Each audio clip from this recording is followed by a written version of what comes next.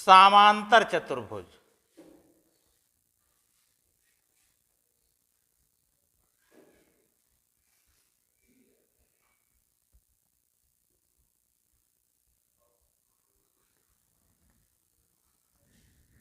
जिसको इंग्लिश में पैरेललोग्राम कहते हैं, समांतर चतुर्भुज। इसका चित्र कैसे बनता है इसको देखिए।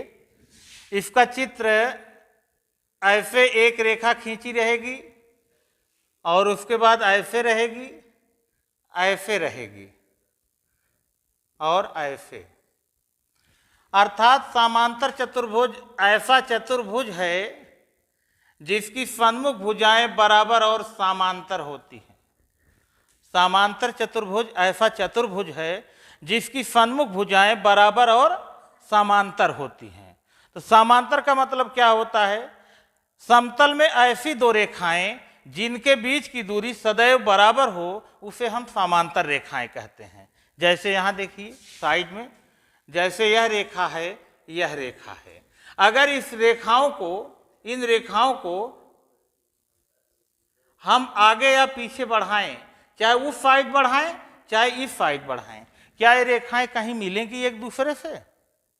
बताइए, नहीं मिलेगी ना। जिस तरह नदी के किनारे एक दूसरे से नहीं मिलते हैं, नदी का इस पार का किनारा और उस पार का किनारा कभी भी एक दूसरे से नहीं मिल सकता है, तो वे समांतर रेखाएं कहलाती हैं।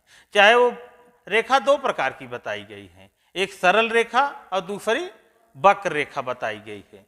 सरल रेखा क्या होती है? जो सीधी हो, यह सरल रेखा है। और वक्र रेखा क्या है? जो टेढ़ी मेढ़ी जाए, ऐसे जाए, इसको वक्र रेखा कहते हैं। सीधी रेखा को सरल रेखा कहते हैं और टेढ़ी मेढ़ी रेखा को वक्र रेखा कहते हैं। तो रेखाएं इन्हीं दो प्रकार की होती हैं। अब इसमें देखिए सरल रेखाओं द्वारा यह फिगर बना हुआ है। आयत हो या कोई भी चतुर्भुज हो, चतुर्भुज 7 प्रकार के बताए गए हैं। वर्ग होता है, आयत होता है, समांतर चतुर्भुज, सम चतुर्भुज, ट्रेपीजियम जिसको हिंदी में समलम चतुर्भुज कहते हैं, उत्तल चतुर्भुज, अवतल चतुर्भुज। 7 प्रकार के चतुर्भुज बताए गए हैं। चतुर्भुज जो होते हैं वो सरल रेखाओं द्वारा बनते हैं। वक्र रेखा द्वारा कोई भी चतुर्भुज नहीं बनता है। वक्र रेखा के द्वारा वृत्त बनाया जाता है। वृत्त गोलाकार आकृति है ना, तो वक्र रेखा के द्वारा वृत्त का निर्माण होता है। वही जो वक्र रेखा ऐसे गोलाकार देखते हो वही वृत्त की परिधि कही जाती है। तो हम यहाँ समांतर चतुर्भुज की चर्चा कर रहे हैं। समांतर चतुर्भुज ऐसा चतुर्भुज है जिसकी सन्मुख भुजाएं बराबर और समांतर होती हैं। अब यहाँ पर देखो, यह एडी भुजा जो है बीसी भुजा के बराबर है और इसके समांतर भी है। इसी प्रकार एबी भुजा जो है सीडी भुजा के बराबर और समांतर होती है। समांतर चतुर्भुज के सन्मुख कोण बराबर होते हैं। इसके आमने सामने के कोण आपस में बराबर होते हैं।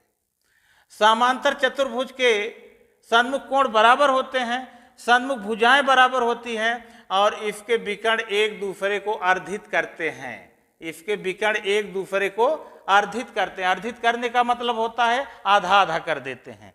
यानी कि अगर इसके विकर्ण एक दूसरे को ओ पर काट रहे हैं तो ओ ए बराबर होगा ओ सी, ओ ए बराबर क्या होगा और ओ बी बराबर क्या होगा ओ डी होगा। और समांतर चतुर्भुज के किन्हीं दो क्रमागत कोणों का योगफल 180 अंश होता है। अर्थात यह कोण और यह कोण अगर हम जोड़ेंगे समांतर चतुर्भुज के, इनका योग सदैव 180 अंश आएगा। इसी प्रकार कोण ए और कोण बी को भी जोड़ेंगे 180 अंश आएगा, और ए और डी को भी जोड़ेंगे 180 अंश आएगा, और सी और डी को भी जोड़ेंगे 180 अंश आएगा। यह समांतर चतुर्भुज का गुण है। इन्हीं गुणों के आधार पर समांतर चतुर्भुज से संबंधित प्रश्नों को सॉल्व किया जाता है, हल किया जाता है। ठीक है ना।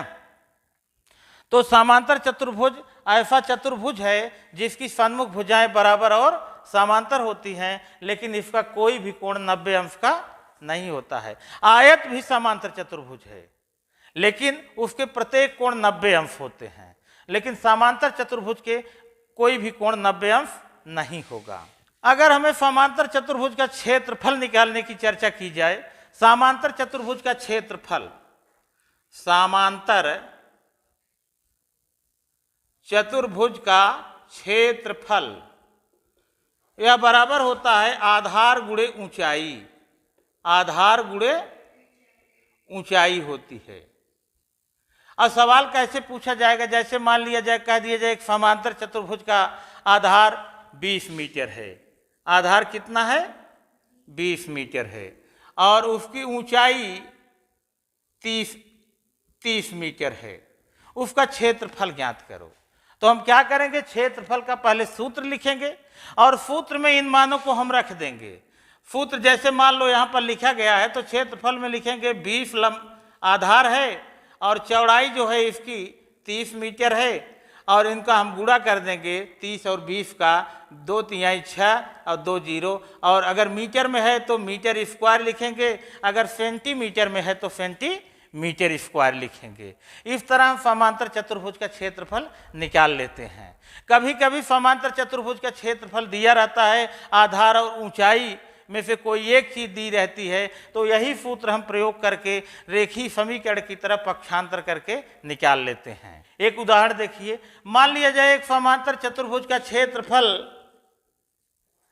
40 वर्ग मीटर है। 40 वर्ग मीटर है और उसकी ऊंचाई 10 मीटर है। तो उसका आधार ज्ञात करो। यहाँ पर क्षेत्रफल दिया गया है और ऊंचाई दी गई है, हमें उसका आधार ज्ञात करना है। तो हम लिखेंगे आधार बराबर हो जाएगा क्षेत्रफल बटे ऊंचाई। आधार बराबर क्षेत्रफल बटे ऊंचाई हो जाएगी। अब आधार क्षेत्रफल यहाँ पर 40 दिया गया है, 40 बटे ऊंचाई 10 दी गई, 10 का भाग देंगे 40 में तो 4 मीटर इसका आधार आ जाएगा। तो इस तरह अगर हमें आधार निकालना हो तो यह प्रयोग करेंगे। अगर हमें ऊंचाई निकालनी हो तो ऊंचाई बराबर क्षेत्रफल बटे आधार। ऊंचाई निकालने के लिए क्षेत्रफल में आधार से भाग देंगे और आधार निकालने के लिए भी क्षेत्रफल में ऊंचाई से भाग हम दे देते हैं। तो ये सब अगर सूत्र याद रखोगे तो सब कुछ ज्ञात कर ले जाओगे।